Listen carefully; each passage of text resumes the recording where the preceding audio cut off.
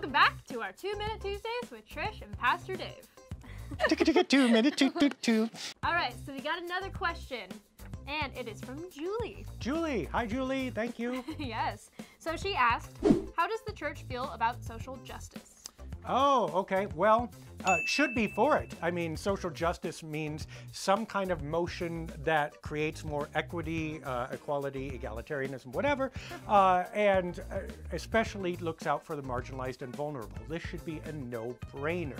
But the problem is that we've been indoctrinated as a church to believe that the church exists to preserve the cultural norm, right? In other words, the tradition and what we think is right, that's what the church supports, without asking if what we think is right is curved by our own viewpoint and our own culture, which of course it is. So churches have been status quo factories, and so when we hear something about equality, social justice, or whatever, our first instinct is to go ick. And instead, we shouldn't do that. We shouldn't be focusing on the dominant culture. That's not what Scripture supports. Instead, we should be focusing on our neighbor, and especially if they are in need or vulnerable.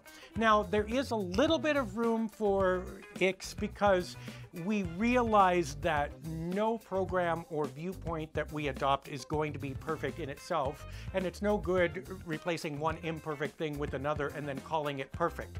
So even as we moved into social justice venues, we say, yep, we should do this. This is a very good thing, but we are also open for the next thing we need to learn and the next thing, next way we want to change. But at no point can we say, stop the change, no social justice, we're good, especially when we see any of our neighbors suffering. All church members should be pro-social justice, and it's kind of sad that we're not. Yeah, unfortunately.